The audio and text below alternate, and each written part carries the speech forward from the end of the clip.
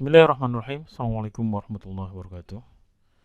Alhamdulillahirabbil alamin wassalatu wassalamu ala sayyidil mursalin wa ala alihi wa sahbihi ajmain.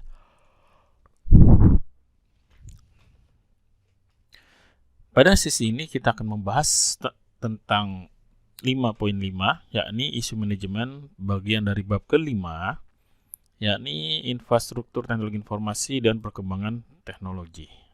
Nah,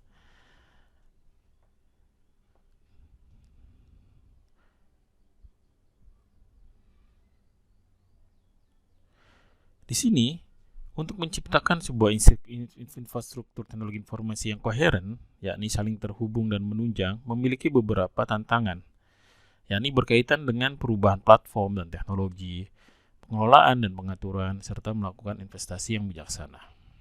Nah, di sini kita akan masuk pembahasan berhubungan dengan perubahan platform dan infrastruktur. Seiring bertumbuhnya suatu perusahaan, seringkali kita melampaui infrastruktur yang dimiliki. Ketika perusahaan merosot, mereka mulai terbebani dengan infrastruktur yang telah mereka beli pada masa jayanya. Nah, bagaimana perusahaan tetap fleksibel ketika sebagian besar investasi dalam infrastruktur teknologi informasi berupa biaya tetap pembelian atau biaya lisensi? Nah, seberapa baik jangkauan infrastruktur tersebut? Nah, ini selalu pertanyaan, karena infrastruktur harus sesuai dengan kondisi perusahaan, di mana ketika perusahaannya naik, maka infrastruktur harus bertambah. Tapi kalau kondisi perusahaannya menurun, apa yang harus dilakukan? Nah, di sini kita harus melakukan skalabilitas atau scalability mengacu pada kemampuan sebuah komputer, produk, ataupun sistem dalam memberikan jangkauan pelayanan kepada banyak pengguna tanpa mengalami hambatan. Aplikasi baru, penggabungan atau akuisisi, serta perubahan dalam volume bisnis semuanya mempengaruhi beban kerja komputer dan harus diperhitungkan ketika merancang kapasitas perangkat besar atau perangkat keras atau hardware. Perusahaan yang menggunakan platform komputasi mobile dan cloud computing memerlukan kebijakan dan prosedur baru untuk mengelola platform tersebut. Mereka perlu untuk menyediakan semua perangkat yang dibutuhkan untuk melaksanakan kegiatan bisnisnya, serta mengembangkan kebijakan dan perangkat untuk mengawasi, memperbaharui, dan mengamankan mereka, serta untuk mengendalikan data dan aplikasi yang beroperasi. Perusahaan yang menggunakan cloud computing dan SaaS atau software as service perlu untuk memperbarui kontrak persetujuannya dengan perusahaan penyedia layanan tersebut guna menjamin perangkat keras maupun perangkat lunak, hardware atau software untuk aplikasi-aplikasi penting tersedia setiap saat ketika dibutuhkan, serta memenuhi standar bagi keamanan informasi perusahaan. Selanjutnya, bergantung pada pihak pengelola bisnis untuk menentukan secepat apa respon komputer yang dibutuhkan serta kesediaan sistem-sistem untuk melakukan tugas-tugas penting guna menjaga kinerja bisnis yang mereka harapkan. Nah, berikutnya adalah manajemen tata kelola. Isu yang menarik di kalangan manajer dan CEO adalah siapa yang akan mengontrol dan mengelola infrastruktur TI perusahaan. Nah, konsep pengaturan teknologi informasi dan isu-isu yang terkait dengannya. Nah, pertanyaan yang penting lain seputar pengetahuan TI adalah, haruskah setiap divisi dan departemen masing-masing bertanggung jawab terhadap keputusan yang mereka ambil sendiri, atau infrastruktur TI harus dikontrol dan dikelola secara terpusat? Nah, ini pertanyaan-pertanyaannya yang harus dijawabkan. Bagaimana biaya infrastruktur dialokasikan pada masing-masing unit bisnis? Apakah setiap organisasi perlu untuk memperoleh jawaban sesuai dengan kebutuhannya? Ini nanti dibahas pada sesi berikutnya. Nah, berikutnya adalah melakukan investasi infrastruktur secara baik. Ini yang harus kita cermati. Di mana infrastruktur teknologi informasi merupakan bidang penting dalam investasi suatu perusahaan. Jika terlalu banyak investasi yang dikeluarkan untuk infrastruktur, maka akan banyak infrastruktur yang menganggur, serta mengganggu kinerja keuangan perusahaan. Jika perusahaan menghabiskan investasi terlalu sedikit, layanan bisnis yang penting tidak dapat diberikan, dan bersaing usaha yang melakukan investasi dengan jumlah yang tepat akan mengalahkan perusahaan yang investasinya terlalu rendah. Seberapa banyak dana yang harus dikeluarkan untuk investasi teknologi informasi? Nah, pertanyaan ini tidak mudah untuk dijawab. Nah, pertanyaan-pertanyaan yang berhubungan dengan apakah perusahaan harus membeli atau mengelola komponen infrastruktur teknologi informasinya sendiri atau menyewa di pihak luar, termasuk pihak yang menawarkan jasa cloud computing. Nah, untuk pertanyaan ini kita akan mengambil keputusan antara menyewa atau membeli. Begini. Cloud computing mungkin merupakan cara yang murah untuk meningkatkan skalabilitas dan fleksibilitas. Tetapi perusahaan perlu mengevaluasi pilihan ini dengan hati-hati terkait keamanan dan dampaknya bagi proses bisnis serta alur pekerjaan. Dalam beberapa kasus, biaya tambahan penyewaan perangkat lunak atau software lebih mahal ketimbang membeli sendiri aplikasi tersebut. Tentu saja banyak manfaat dari menggunakan layanan cloud computing. Hal ini terjadi jika perusahaan dapat berkonsentrasi menangani masalah-masalah bisnis penting ketimbang mengurusi masalah-masalah teknologi. Nah, di sini ada komponen biaya kepemilikan aset teknologi atau TCO. Di sini adalah komponen infrastruktur dan biaya komponen. Yang pertama adalah akuisisi perangkat keras atau hardware. Biaya komponen adalah harga pembelian perangkat keras komputer, termasuk komputer, terminal, media penyimpanan, dan printer. Yang kedua adalah akuisisi perangkat lunak atau software. Maka, biaya komponen adalah membeli atau menyewa izin penggunaan software untuk masing-masing pengguna. Berikutnya adalah instalasi. Biaya komponennya adalah biaya untuk menginstal komputer dan perangkat software. Yang berikutnya adalah pelatihan untuk komponen infrastruktur. Komponen biayanya adalah untuk menyelenggarakan pelatihan untuk spesialis sistem informasi dan pengguna akhir. Berikutnya adalah pemeliharaan. Biaya untuk memperbaharui perangkat keras atau hardware dan software. Berikutnya adalah komponen infrastruktur, biaya infrastruktur yang ini. Di sini adalah biaya perolehan, perawatan, dukungan infrastruktur, serta seperti jaringan dan peralatan khusus termasuk unit cadangan penyimpanan. Nah, berikutnya adalah downtime. Downtime, biaya akibat hilangnya produktivitas yang diakibatkan oleh kegagalan software ataupun hardware di sini. Berikutnya adalah space and energy. Nah, biaya komponennya adalah bangunan dan biaya infrastruktur pendukung untuk mendapatkan dan memasok listrik bagi teknologi tersebut. Nah, total biaya kepemilikan aset teknologi sebenarnya untuk memiliki sumber teknologi diantaranya biaya perolehan dan instalasi perangkat keras dan perangkat lunak termasuk biaya administrasi untuk memutakhirkan perangkat keras dan perangkat lunak, pemeliharaan, dukungan teknis, pelatihan, bahkan biaya gedung dan infrastruktur pendukung untuk menjalankan teknologi tersebut. Model total biaya kepemilikan atau total cost of ownership dapat digunakan untuk menganalisis biaya langsung dan tidak langsung yang perlu dikeluarkan perusahaan untuk mengimplementasikan teknologi tertentu. Seperti pada penjelasan tabel 5 yang tadi kita jelaskan. Nah, ketika seluruh biaya komponen tersebut telah diperhitungkan, TCO untuk sebuah PC mungkin berkisar sekitar 3 kali lipat dari harga produk fisiknya.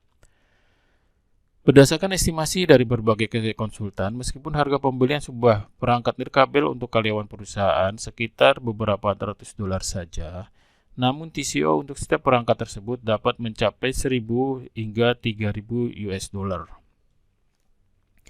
Manfaat dalam produktivitas dan efisiensi yang diperoleh dari melengkapi karyawan dengan perangkat komputasi mobile harus seimbang dengan biaya yang dikeluarkan untuk infrastruktur teknologi informasi dan dukungan teknis tersebut. Biaya komponen lainnya termasuk biaya operator, nirkabel, pelatihan, dukungan teknis, dan perangkat lunak untuk aplikasi khusus. Biaya akan semakin mahal apabila perangkat tersebut menjalankan banyak aplikasi atau perlu diintegrasikan dengan sistem penunjang utama seperti aplikasi perusahaan.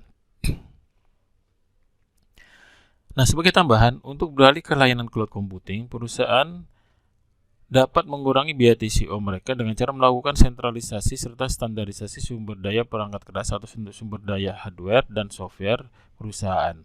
Perusahaan dapat melakukan perampingan jumlah staf sistem informasi yang diperlukan untuk mendukung infrastruktur teknologi informasinya jika perusahaan meminimalkan jumlah perbedaan model komputer dan perangkat software yang diizinkan bagi karyawan untuk digunakan dalam bekerja. Pada infrastruktur yang tersentralisasi, sistem dapat dikendalikan dari pusat dan penanganan masalah dapat dilakukan dari tempat tersebut. Nah, berikutnya kita akan masuk ke model daya kompetitif investasi IT. Di sini pada gambar ini, gambar 5.3 model daya kompetitif untuk infrastruktur teknologi informasi, mengilustrasikan sebuah model daya kompetitif yang dapat kita gunakan untuk menjawab pertanyaan mengenai seberapa banyak dana yang harus dihabiskan oleh perusahaan untuk memenuhi infrastruktur teknologi informasinya. Nah, yang pertama adalah permintaan pasar terhadap layanan yang disediakan perusahaan.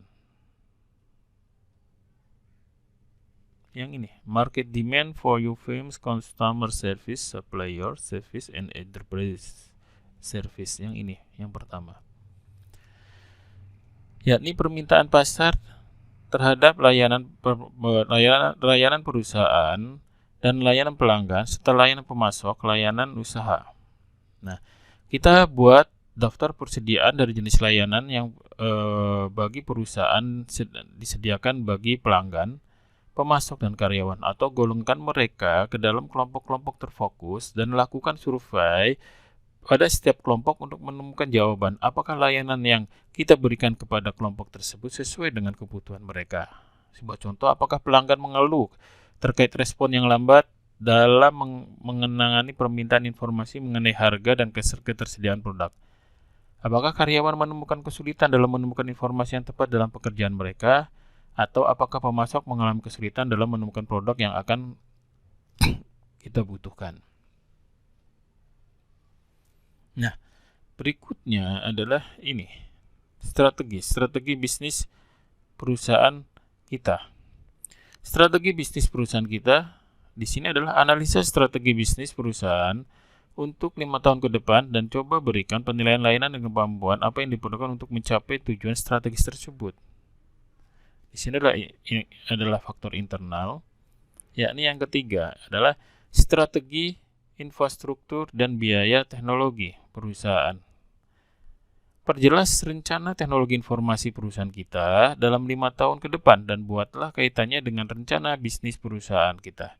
Tentukan total biaya. Infrastruktur.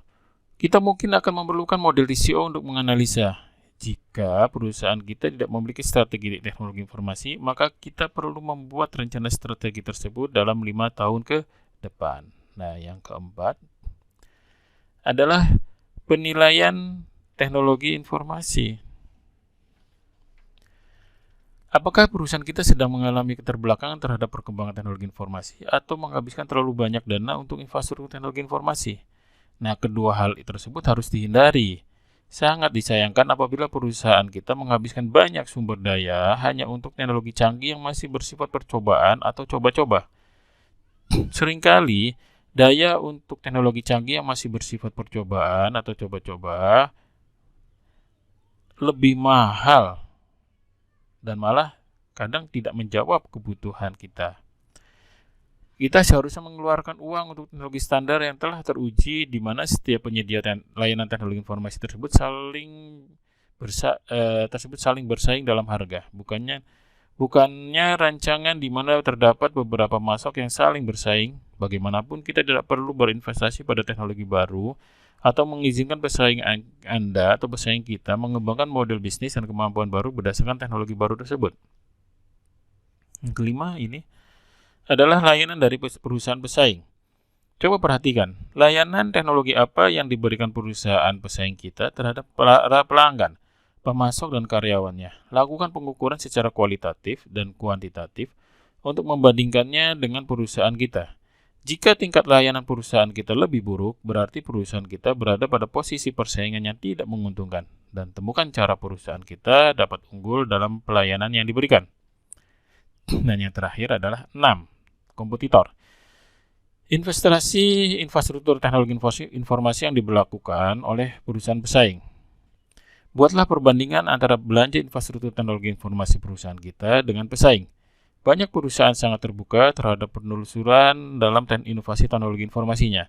Jika perusahaan pesaing tidak mau membocorkan pengeluaran teknologi informasinya, kita dapat menemukan informasi mengenai investasi di bidang teknologi informasi yang diberlakukan oleh perusahaan-perusahaan go public berbentuk laporan tahunan dengan format 10K yang ditujukan bagi pemerintah ketika pengeluaran-pengeluaran tersebut berdampak bagi laba rugi finansial perusahaan. Nah, perusahaan kita tidak perlu menghabiskan dana sebanyak yang dihabiskan pesaingnya, atau bahkan lebih mungkin ada cara yang jauh lebih murah untuk memperoleh layanan tersebut. Dan hal ini akan memberikan keuntungan biaya. Alternatif lainnya adalah perusahaan kita dapat menghabiskan jauh lebih sedikit ketimbang perusahaan pesaingnya dan menerima hasil yang sepadan dengan kinerja yang buruk dan kehilangan pangsa pasar. Demikian sesi terakhir dari bab kelima, infrastruktur teknologi informasi dan perkembangan teknologi informasi. Dan jangan lupa kerjakan latihannya agar kita dapat memahami penjelasan dari bab 5 ini. Adapun latihannya adalah sebagai berikut. Bab 5, infrastruktur teknologi informasi dan perkembangan teknologi, evaluasi. Nomor 1, ini yang kalian harus kerjakan. Ada 3 pertanyaan. Nomor 2, ada 5 pertanyaan.